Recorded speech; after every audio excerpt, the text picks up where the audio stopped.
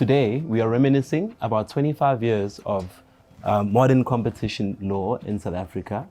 I am Sazi Madlala, a senior associate at ENS Africa's competition department.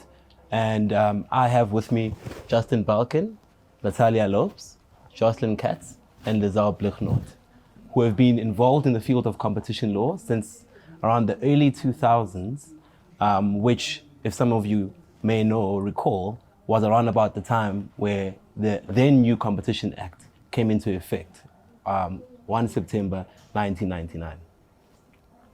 So I have a few questions for my esteemed colleagues here. I'm just going to sort of run through the questions, starting with a very exciting, or I'd call it interesting sort of question. For Justin, the first question is, how did you land in the field of competition law? And very interestingly, why have you stayed for as long as you have? It's a very good question, Sazi. I guess I was involved in a transaction during my articles where I was in the corporate department at the then Edward Nathan and Friedland Inc. that because the Competition Act had just been passed, required competition approval. And I got the opportunity to work with Lee Mendelsohn that had just started the competition department at ENS. And given that I had majored in economics during my undergraduate degree, Lee gave me quite a lot of flexibility and allowed me to help her with the merger filing. And I found it incredibly interesting not only to focus on the law, but also to get stuck into the economics and the business of a client, I really enjoyed doing that merger filing. I asked Lee if I could join the department. Thankfully, she said yes. So I stuck around with Lee as one of the early members of the competition department. And why do I stay? Well, I don't know. It's a great blend of law, economics, and business that really piques my interest. Every day is different. There are novel issues that arise every day. And that's what keeps me coming back every day. Very interesting. It's very interesting to know, Justin. Thank you very much for that. Lizelle, you joined from the Competition Commission. Can you just let us know how that came about? Yeah. Thanks, Sazi. I studied economics, so I'm not a lawyer, and I was always interested in industrial organization as an economist. So when the new Competition Act came into force, and it just coincided with me also changing provinces, I was very, very happy to take a position at the then just fresh Competition Commission.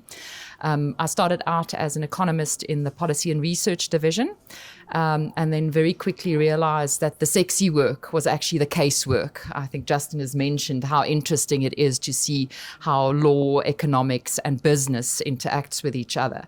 And I wanted to be part of that as well. So I then moved over to the Mergers and Acquisitions Department and thoroughly enjoyed my time there. And one day I was at a conference, and Lee Mendelsohn was also there. She was then the head of the competition department here at ENS. And she asked me a question. My answer to her was, well, if I'm still around, this is how I would deal with it. And that started a conversation for my moving over.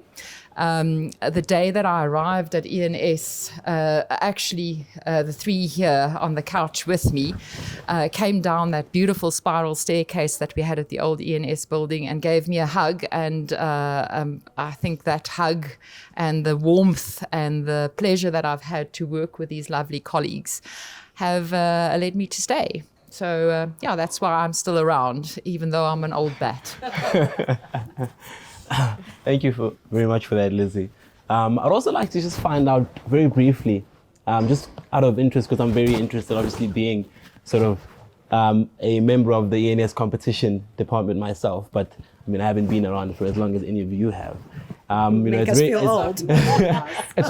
It's very interesting for me to sort of hear these stories and just learn more about sort of the history of our department and just to learn about sort of all the stories, all the various interesting matters and the people that we come across, when we service our clients in these matters. And I just want to find out from you, Jocelyn.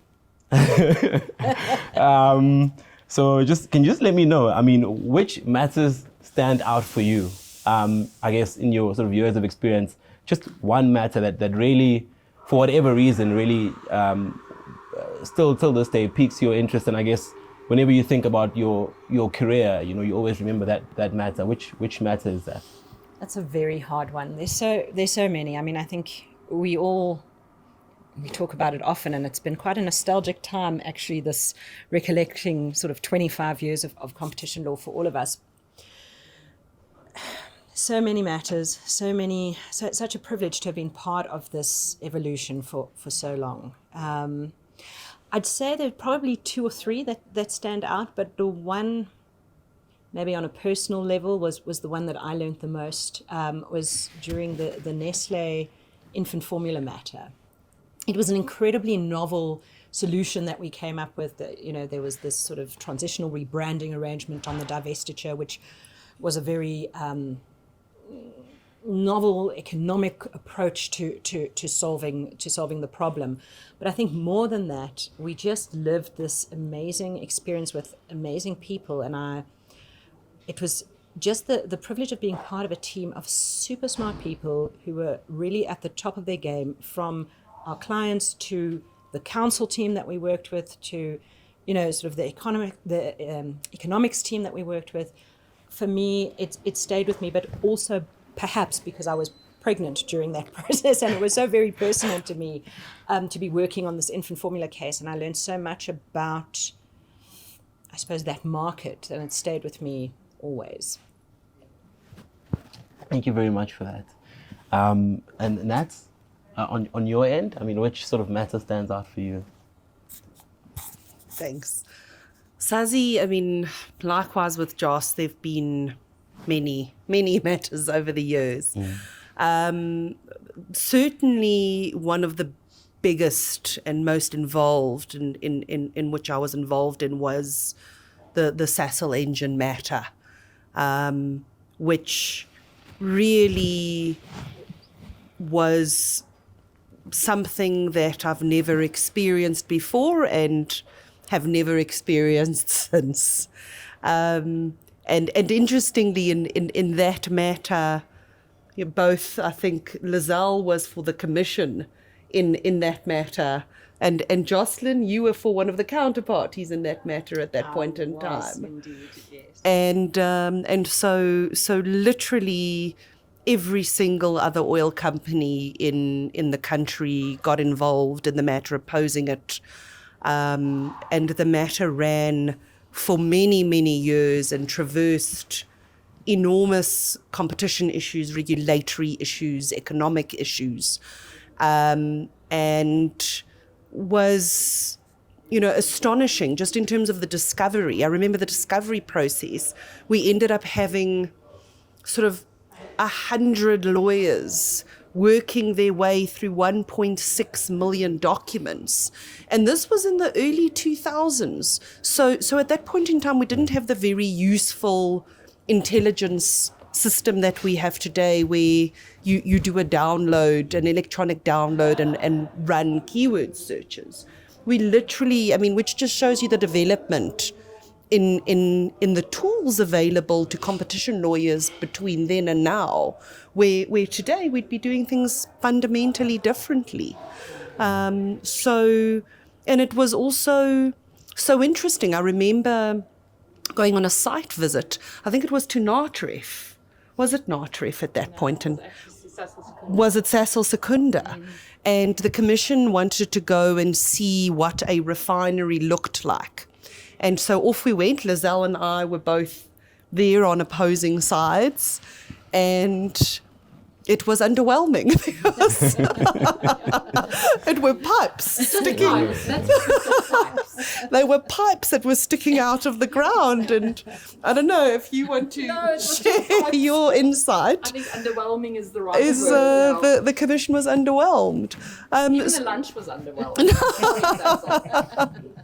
So, it was, as I've said, never seen anything since, but many lessons learned from it. And it's wonderful to see how far we've come and the tools available to us today that would have been so useful that we just didn't have at that point in time. So it's nice to think back over matters and think this is how far we've come from then until today. Thank you. That's very insightful.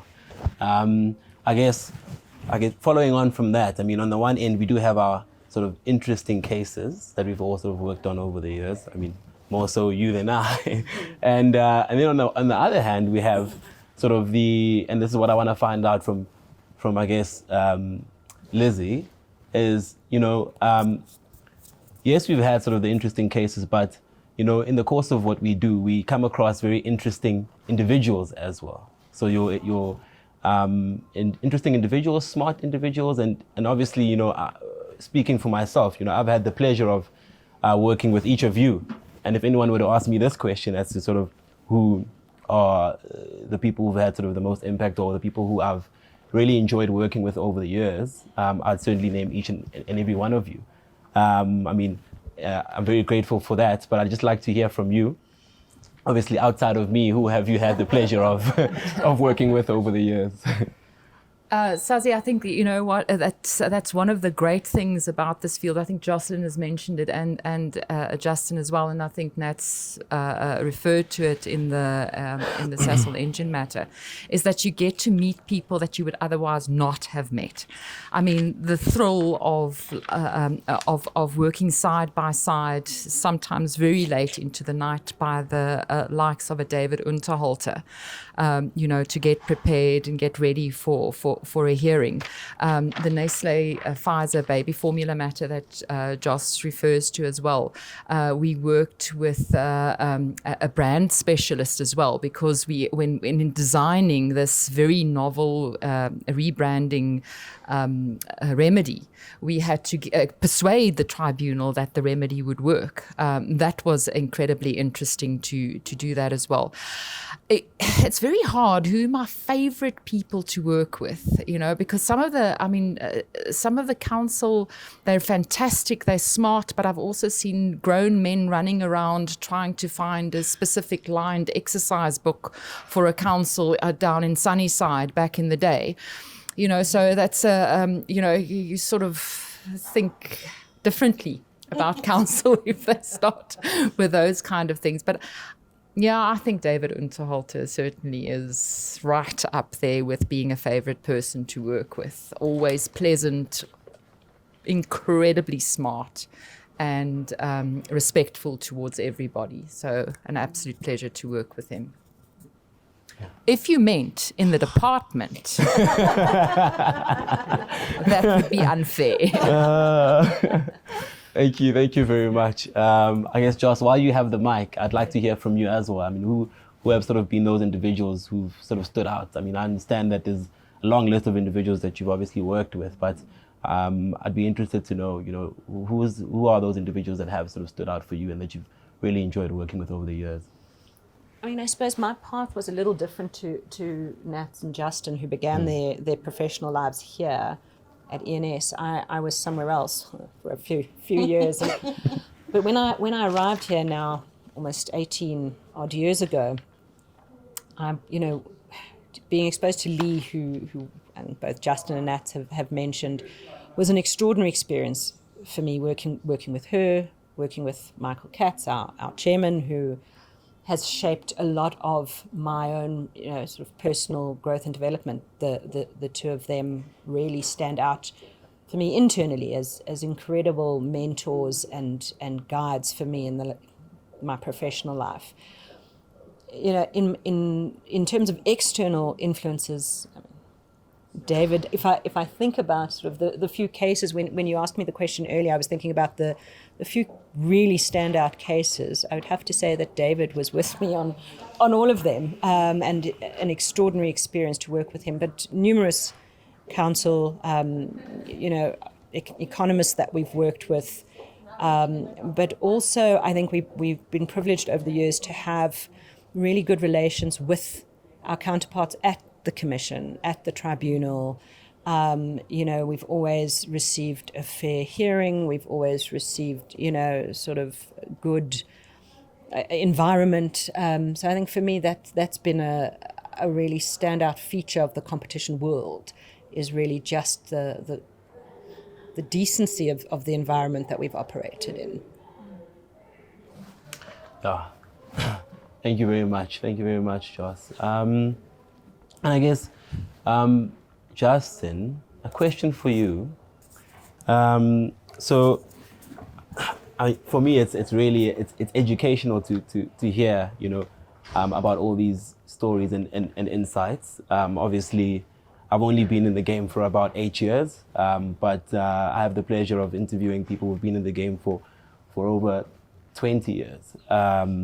And so, I guess my questions, since we are reminiscing, are going to be somewhat reminiscent of past experiences. And I just want to find out from Justin, what stood out for you in your career over the years? I mean, whether it be an incident, whether it be a certain matter, or just a story about sort of what, even if it's, you just tell us about your sort of day-to-day practice of competition law.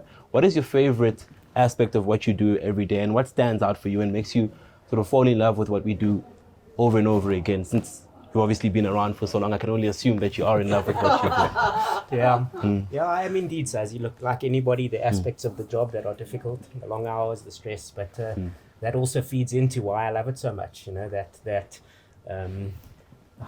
You'll get your blood going. It's incredible when you're in the thick of a matter, where nothing else is in your line of sight, and you are stuck in the matter. You're stuck in the trenches with the clients. You get to know one another on a personal level. That kind of stuff is kind of what I keep thinking about every time I reminisce about this. But I guess you say, what do I enjoy? I enjoy all aspects of competition law. I think my primary preference would be for merger work, because you get to know a client's business a lot better than you would in the ordinary course. You have to look at their strategy. You have to look at what the acquisition is going to do to their competitiveness. You have to figure out all of those things. And our access to the most senior people within a business is incredible. You get to hear right from the top management what their strategy is, what they're thinking about, and how they plan to do things. But as a good lawyer, you also want to get that blood boiling, like I said, and you like a little bit of argy-bargy in the litigation context. And so, you also want to get involved in some behavioral complaint matters, or a contested merger. Of course, not great for the clients to be involved in those things, but certainly from our perspective, doing the best we can to protect the client's interests, to get the merger through when you're acting for the merging parties, or to defend them against the complaint. As a lawyer, you also want to do legal work, but it's the marriage of the law, the economics, and the business that really, really keeps me here, and that's the biggest thing, from my perspective.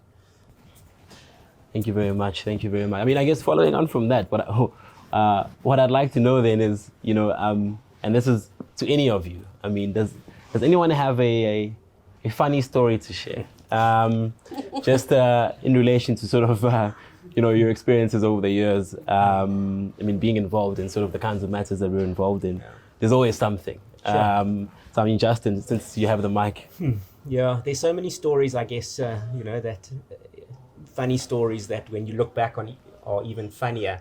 At the time, not always the case. Lizelle mentioned some prickly issues with counsel. I remember being shouted at for cleaning up a table during a matter at the tribunal where I moved a book, and the senior counsel in that matter wanted to refer to that book subsequently, and then after the lunch break, and when he couldn't find it, all hell broke loose. So those kind of stories are funny. Also, I guess, part of what I love about this job is you get to know a client's business. You get to get stuck in and engaging. You need to understand the business to present the arguments in the best possible way. And I remember for one client, it was a poultry producer, we had to do a site visit to the breeding farms, and biosecurity is a critical issue. One of the laying hens gets struck down with a disease that can affect the whole flock, and so they take it incredibly seriously. And I remember we traipsed over to this client's breeding farm in the Highveld, middle of winter, with a team of counsel and lawyers, and it was all our internal team. It wasn't with the commission at that stage, and we were told that we'd have to shower at various stages to get through and make sure that we weren't carrying a disease across the boundaries. And I thought, maybe one warm shower, and it would be great. It turned out that we had to shower 5 times at each stage of the process to get into the breeding farm. And not only did we have to shower, but we had to change into special clothing. And this was before COVID, before PPE, and we weren't ready for wearing other people's clothes and showering outdoors in the middle of winter. It was really a proper experience. And colleagues who you know well because you've been in the trenches with them, but showering next door to them was a whole new ballgame. So lots of those stories. I have many more, but want to protect the identities of the innocent. Thanks very much for that, Justin. I mean, let's actually run across. Let's run across the room, and I want to hear these funny stories. Look, there are so many over the years, but it's nice to think back over to the matters when you were young. And I remember when I was a clerk and we were involved in the early 2000s in a complaint proceeding where we were acting for the respondent, and we had a senior counsel who practices to this day, who I absolutely adore, who was cross-examining a witness for the other side. And at that point in time, the setup of witnesses was different. The witness at that point in time faced the audience in the tribunal. And every time he would ask a question, then the economist in the matter, I don't think she realized what she was doing, but if he was answering a question in a way that she liked, then she'd delightedly nod her head and smile. And if he was answering in a way that she did not like, she would shake her head and frown. And our Silk lost his mind. And at that point in time, and the poor woman, I don't think she realized she was doing it. But he stopped proceedings and he said to the tribunal, "Chair, will you direct that person to stop leading my witness?" And shame, as I said, I don't think she realized what she was doing, and then she realized. And then subsequently today, the witness now faces the tribunal and not the audience. And I wonder whether that had something to do with it. So also a story from the very early 2000s. I was a first-year associate. I had just started in competition law because I didn't do competition law in my articles. And there was a merger, significant merger between SAB was buying the Ream Coleus, yes, was the crown manufacturers on beer bottles. You might enjoy this story. And the concerns that were raised was obviously that there was a dominant player at the upstream level and the downstream level, and that if there was a shortage of supply, there may be concerns for other players looking for these closures, the crowns. And so I was sent off to the tribunal to go and assist a complainant to try and extract some behavioral conditions. We hadn't prepared any papers back in the day. It was an oral representation, and I arrived. And when Dave Lewis and I think Norman, I think they were both on the tribunal, Norman Manoyam, sort of said, "Is there any objections?" And I sort of tentatively raised my hand just to mention, the merging parties were being represented by the late Rob Lee, who had significant stature in the field, and David Unterholter, and potentially others.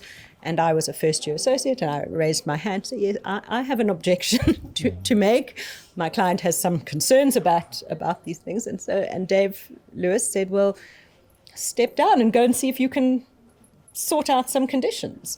And we didn't have laptops or printers I literally sat there and hand wrote some conditions about some security of supply. And to David and Rob's credit, they didn't, I wasn't sure at the time, but they didn't actually ride roughshod over me when they could have done. I may not have known the difference. And we went back inside and handed up this handwritten list of conditions that were then accepted by the tribunal. So it's cool. Yeah. I've got lots of funny stories. You know. Just one. Some of them involve you, hey?